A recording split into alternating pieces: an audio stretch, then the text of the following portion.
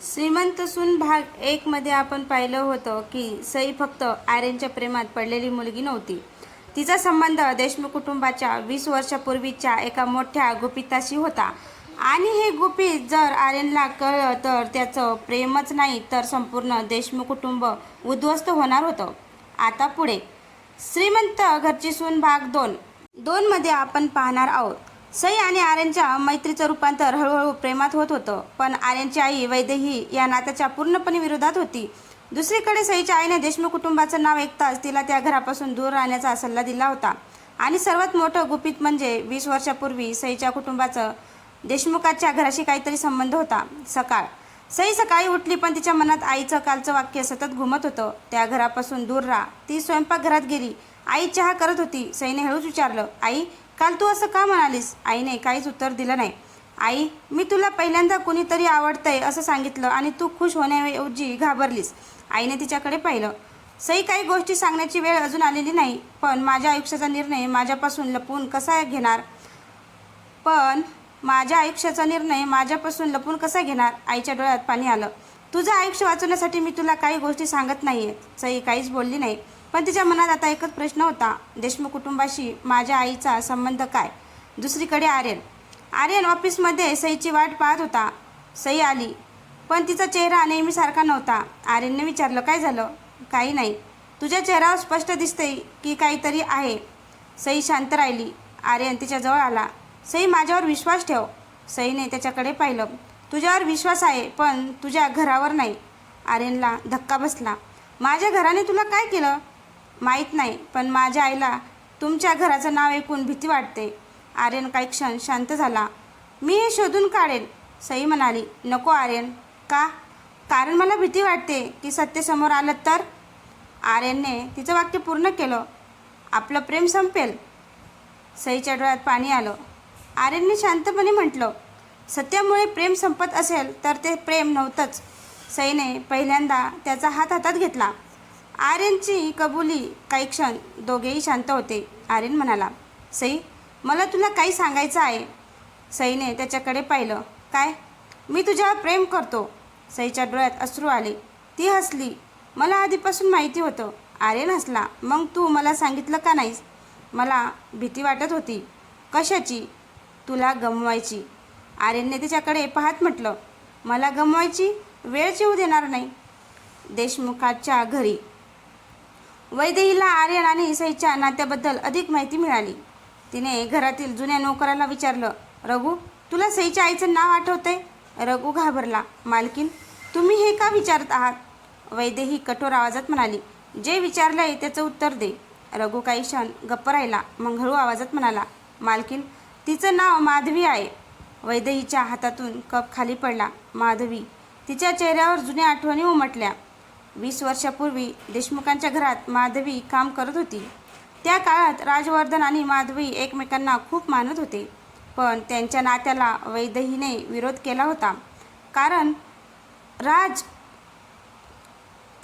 राजवर्धनचं लग्न वैदेहीसोबत ठरलं होतं आणि त्यानंतर माधवी अचानक त्या घरातून निघून गेली होती. जुनं गुपित. रघुने वैदेहीला विचारलं, मालकीन, तुम्हाला वाटतं का सईला सत्य समजले? वैदेहीने कठोर नजरेने त्याच्याकडे पाहिलं. नाही, पण जर तिला समजलं तर? वैदेही काही क्षण शांत राहिली. मग आर्यनला सगळं कळेल. रघु म्हणाला. आणि जर साहेबांना कळलं की सई? वैदेहीने लगेच त्याला थांबवलं. हे नाव या घरात पुन्हा कुणीही उच्चारायचं नाही. त्या रात्री राजवर्धन आपल्या खोलीत जुन्या कपाटातून एक पेटी बाहेर काढत होता. वैदेहीने त्याला पाहिलं. तुम्ही अजूनही ते जपून ठेवलंय? राजवर्धन म्हणाला. काही आठवणी जाळूनही संपत नाहीत. वैदेहीने विचारलं, तुम्हाला अजूनही माधवीची आठवण येते? राजवर्धन शांत झाला. मला तिची नाही, माझ्या चुकीची आठवण येते. वैदेही घाबरली. तुम्ही आर्यनला काही सांगणार नाही ना? राजवर्धनने तिच्याकडे पाहिलं. आता सत्य जास्त दिवस लपणार नाही. दुसरीकडे सई घरी आली. आई एकटी बसली होती. सईने पाहिलं. आईच्या हातात एक जुना फोटो होता. आई? माधवीने पटकन फोटो लपवला. सईने विचारलं, तो फोटो कोणाचा? कोणाचाही नाही. आई, मला खोटं सांगू नकोस. माधवी शांत झाली. सईने तिचा हात धरला. माझं आणि आर्यनचं नातं असेल तर मला सत्य माहिती असायलाच हवं. माधवीच्या डोळ्यात अश्रू आले. सई, तू आर्यनपासून दूर राहिलीस तर तुझं आयुष्य सुरक्षित राहील. पण का? माधवीने काहीतरी बोलण्यासाठी तोंड उघडलं. तेवढ्या दारावर जोरात टकटक झाली. दोघी घाबरल्या. सईने दार उघडलं. समोर एक अनोळखी मध्यमवयीन पुरुष उभा होता. तो सईकडे पाहत म्हणाला, तू सई आहेस? हो, पण तुम्ही कोण? तो काही क्षण तिच्याकडे पाहत राहिला. मग म्हणाला, तुझ्या वडिलांबद्दल तुला जे सांगितलं गेलं ते सगळं खोटं आहे. सईला धक्का बसला. माझ्या वडिलांबद्दल? माधवी अचानक उठली. तुम्ही इथे का आलात? तो पुरुष म्हणाला, कारण 20 वर्षापूर्वी जे झालं होतं त्याचा हिशोब आता पूर्ण करायची वेळ आली आहे. माधवीचा चेहरा पांढरा पडला. त्याच वेळी देशमुखांच्या बंगल्यात आर्यन घरी आला. वैदेहीने त्याला पाहताच विचारलं, तू सईला भेटलास? हो. तिला काय सांगितलं? की मी तिच्यावर प्रेम करतो. वैदेहीच्या चेहऱ्यावर राग आला. आर्यन, आई, मी निर्णय घेतलाय. तू त्या मुलीशी लग्न केलंस तर काय? वैदेही काही क्षण शांत राहिली. मग ती म्हणाली, तर तुझ्या वडिलांना सगळे सत्य सांगावं लागेल. आर्यन थपकला. कसलं सत्य? वैदेहीच्या चेहऱ्यावर भीती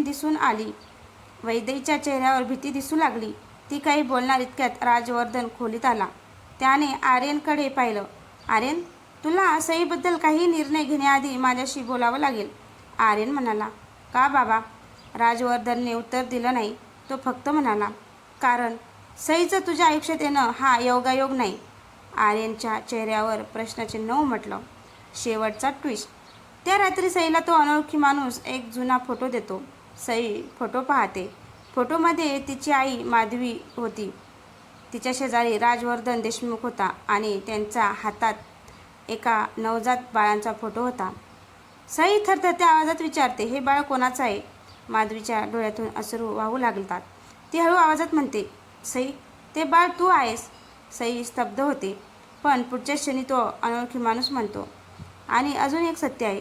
तुझा जन्म ज्या रात्री झाला त्या रात्री देशमुखांच्या घरात एक मोठा गुन्हा घडला होता. सईच्या हातातून फोटो खाली पडतो.